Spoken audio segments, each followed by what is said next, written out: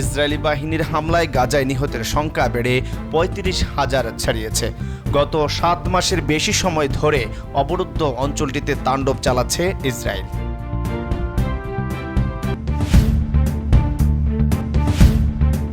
পশ্চিমবঙ্গে মোদি মমতার পাল্টাপাল্টি জনসভা।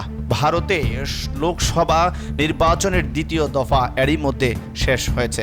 ৭ দফায় শেষ হবে নির্বাচন, তাই জোর প্রচারণা চালিয়ে যাচ্ছে রাজনৈতিক দলগুলো। নির্বাচনী প্রচার চালাতে পশ্চিমবঙ্গে এসেছেন নরেন্দ্র মোদি। এদিনে 4টি জনসভা করার কথা রয়েছে তার। অন্যদিকে পশ্চিমবঙ্গের মুখ্যমন্ত্রী তথা তৃণমূলের প্রধান মমতা ব্যানার্জিও এদিন নির্বাচনী জনসভা করছেন।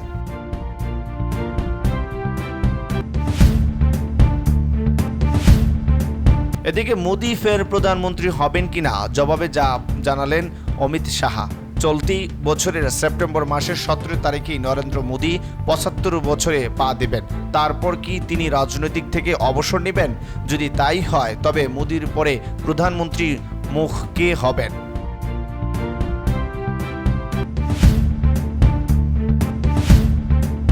ইন্দোনেশিয়ার সুমাত্রা দ্বীপে বন্যায় অন্তত 34 জনের মৃত্যু হয়েছে বলে জানা গেছে।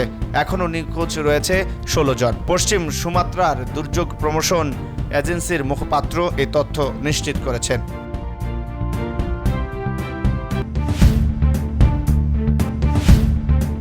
আফগানিস্তানে বন্যায় নিহতের সংখ্যা বেড়ে 315 জনে ছাড়িয়েছে। তালেবান সরকারের শরণার্থী মন্ত্রণালয় এই তথ্য নিশ্চিত করেছে।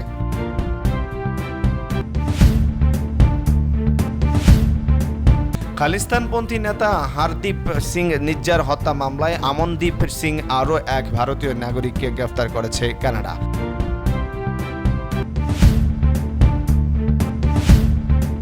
মার্কিন প্রেসিডেন্ট জো বাইডেন বলছেন, হামাস যদি আজই জিম্মিদের মুক্তি দেয় তাহলে আগামীকাল গাজায় যুদ্ধবিরতি কার্যকর করা সম্ভব। সিয়াটলে নির্বাচনী তহবিল সংগ্রহে গিয়ে এমন মন্তব্য করেন তিনি। এর আগে শুক্রবার বিভিন্ন কর্মসূচিতে গাজায় যুদ্ধবিরতি নিয়ে করা প্রশ্ন এড়িয়ে যান মার্কিন প্রেসিডেন্ট।